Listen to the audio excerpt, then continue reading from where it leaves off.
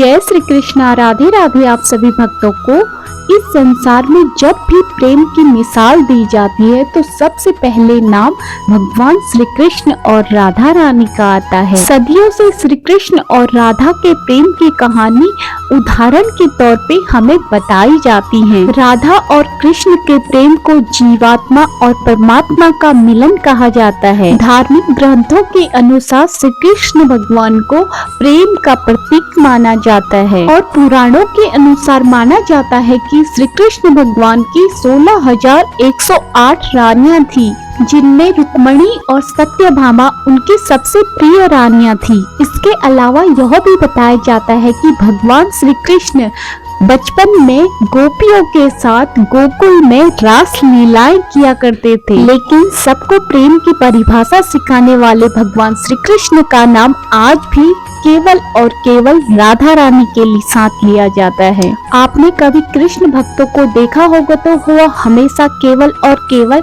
राधे श्याम का नाम ही जाप करते हैं। इस दुनिया में जब भी श्री कृष्ण और राधा रानी के प्रेम का जिक्र किया जाता है तो सभी के मन में यह प्रश्न उठता है कि अगर श्री कृष्ण और राधा रानी के बीच में इतना ज्यादा प्रेम था तो इन दोनों ने आपस में शादी क्यों नहीं करी। तो अगर आप भी जानना चाहते हैं कि भगवान श्री कृष्ण ने राधा रानी से विवाह क्यों नहीं करा तो इस वीडियो में हम आज यही बात करेंगे और वीडियो को पूरा अंत तक देखना। पद्म पुराण के अनुसार बताया जाता है कि राधा रानी वृषभानु नामक ग्वाले की बेटी है और उनका जन्म यमुना नदी के पास रावल नाम के एक गाँव में हुआ था और कुछ समय के बाद राधा रानी के पिता बरसाना आकर बस गए थे। लेकिन कुछ विद्वानों का मानना है कि राधा रानी का जन्म बरसाना में ही हुआ था और ऐसा बताया गया है कि राधा रानी श्री कृष्ण से 11.5 माह बड़ी थी।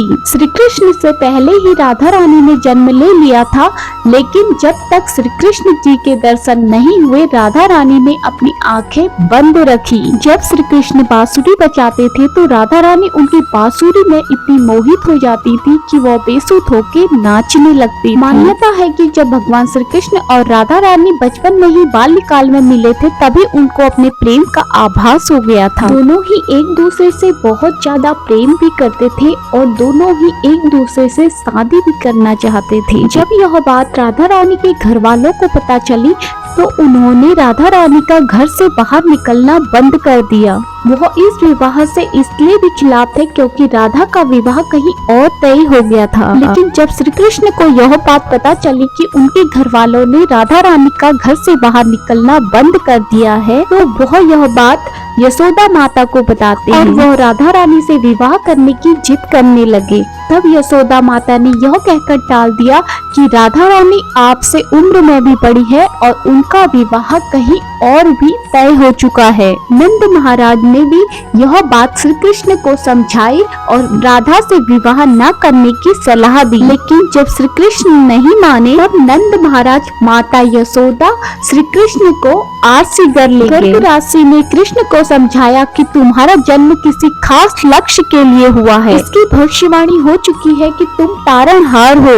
इस संसार में तुम धर्म की स्थापना करोगे। तुम्हें इस ग्वालिन से विवाह नहीं करना चाहिए। तुम्हारा खास लक्ष्य है। तब भगवान श्री कृष्ण कहते हैं कि मुझे नहीं बनना तारणहार। मैं तो इन ग्वालों, नदी, पहाड़ों के बीच में रहकर ही प्रसन्नचित हूँ और अगर मुझे धर्म की स्थापना करनी है तो मैं इस अधर्म के साथ शुरुआत करूं जो मुझे चाहती है और जिसे मैं प्यार करता हूँ। क्या मैं उसे छोड़ दूं? यह तो न्याय नहीं है। गर्ग मुनि हर तरीके से समझाते हैं लेकिन श्री कृष्ण नहीं मानते हैं। तब गर्ग मुनि श्री कृष्ण को एकांत में बताते हैं कि तुम यशोदा और नंद के पुत्र नहीं हो बल्कि देवकी और वासुदेव के पुत्र हो और तुम्हारे माता पिता को कंस ने कारागार में डाल रखा है। यह सुनकर श्री कृष्ण कुछ भी कहने की स्थिति में नहीं रहे। फिर उन्होंने कहा कि कृपया मेरे बारे में कुछ और बताइए। तब गर्ग मुनि ने कहा कि नारद ने तुम्हें पहचान लिया है और तुमने अपने सभी गुणों को प्रकट कर दिया है और तुम ही वह महापुरुष हो जिसके बारे में ऋषि मुनि चर्चा करते हुए आ रहे हैं। यह सुनकर श्री कृष्ण चुपचाप उठे और गोवर्धन पर्वत की सबसे ऊंची चोटी पर खड़े होकर आकाश को देखने लगे। वहीं से उनकी दशा और दिशा बदल गई। तभी से श्री कृष्ण और राधा के बीच दूरियां पैदा होने लगी।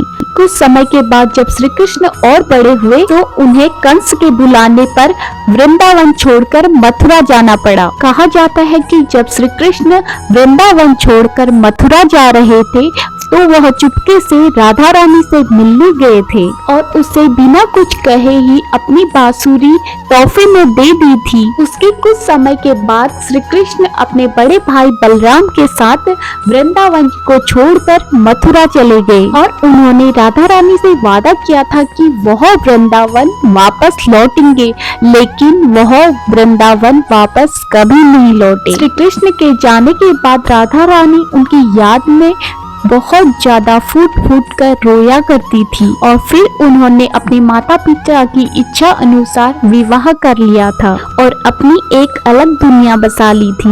विवाह के बाद राधा रानी को जब भी श्री कृष्ण की याद आती थी तो वह उनकी बांसुरी बजाकर उसमें लीन हो जाया करती थी। एक मत यह भी है कि राधा रानी ने स्वयं श्री कृष्ण से विवाह करने के लिए मना किया था। राधा यशोदा पुत्र कान्हा से प्रेम करती थी, लेकिन जब वह मथुरा गए तो राधा रानी अपने को महलों के लिए उपयुक्त नहीं मानते थी। चाहते थे कि श्री कृष्ण एक राजकुमारी से विवाह करे, तो इसलिए राधा रानी ने यह ठान लिया था कि वह श्री कृष्ण से विवाह नहीं करेगी। कहा जाता है कि राधा रानी को यह आभास हो चुका था कि श्री कृष्ण भगवान का अवतार है। वह खुद को एक भक्त मानने लगी थी और वह भगवान से विवाह नहीं कर सकती थी। और एक कारण यह भी बताया जाता है कि श्री कृष्ण का राधा से विवाह न करना मनुष्यों को असली प्रेम की परिभाषा से परिचित कराना था। कहा जाता है कि एक बार राधा रानी ने श्री कृष्ण से पूछा कि वह उनसे विवाह क्यों नहीं करना चाहते। इस पर श्री कृष्ण ने कहा, क्या कोई अपनी आत्मा से विवाह करता है क्या? कृष्ण राधा को खुद से अलग नहीं बल्कि अपना ही अस्तित्व मानते थे। वह मनुष्यों को यह संदेश देना चाहते थे कि प्रेम कोई भौतिक संबंध नहीं बल्कि आध्यात्मिक प्रकृति है।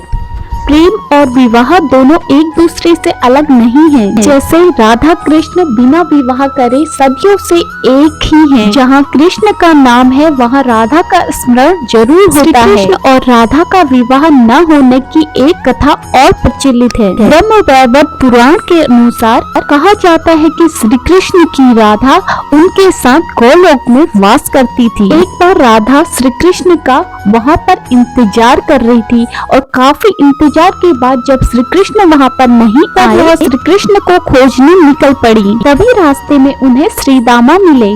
उन्होंने श्रीदामा से कृष्ण का पता पूछा। श्रीदामा ने राधा जी को क्रोधित देखा तो उन्होंने उनसे झूठ बोल दिया कि श्री कृष्ण तो आपसे ही मिलने गए हुए हैं। लेकिन जब आगे चलकर राधा जी ने देखा किसी ग्वाले के साथ बैठकर फल खा रहे हैं, अपने प्राणों से प्रिय श्री कृष्ण को किसी और स्त्री के साथ देखकर राधा जी से रहा नहीं। राधा रानी ने मिर्जा को यह श्राप दिया कि वह इस भूलोक में नदी का प्रवाह बनकर श्रीदामा के झूठ बोलने पर राधा ने उनको भी श्राप दिया कि वह अगले जन्म में राक्षस कुल में जन्म लेंगे। जवाब में श्रीदामा ने राधा को यह श्राप दिया कि तुम पृथ्वी लोक में मानव रूप में जन्म लोगी। और साथ ही श्रीदामा ने राधा को यह भी श्राप दिया कि मानव जन्म में वह अपने प्राण प्रिय श्री कृष्ण को पाने के लिए हमेशा तरसेंगी। अगले जन्म में इसी श्राप के कारण श्रीदामा शंखचूड़ नामक राक्षस बना और वही इस श्राप के कारण राधा रानी को वैश्वानु और कीर्ति की पुत्री के रूप में जन्म लेना पड़ा। पृथ्वी पर जन्म लेने के बाद राधा रानी पर पूर्व जन्म के श्राप का असर पड़ना शुरू हो गया। रास लीलाएं समाप्त कर कृष्ण को वृंदावन छोड़ के मथुरा जाना पड़ा और यहीं से राधा रानी और कृष्ण के वियोग की शुरुआत हुई। श्री कृष्ण के जाने के बाद राधा का विवाह हो गया और वह श्री कृष्ण से बहुत ज्यादा दूर हो गई। इस कारण श्रीदामा के श्राप के कारण श्री कृष्ण और राधा का मिलन नहीं हो पाया, लेकिन इनका प्रेम आज भी अमर है। श्री कृष्ण और राधा रानी का प्रेम हमारे लिए एक मिसाल है जो हमें यह सीख देती है कि जीवन में प्रेम से बढ़कर कुछ नहीं है।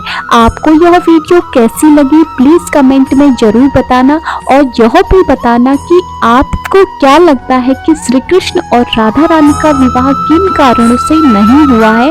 प्लीज कमेंट करके जरूर बताना। मैं मिलती हूँ आपको नेक्स्ट वीडियो में, तब तक के लिए जय श्री कृष्णा, राधे राधे।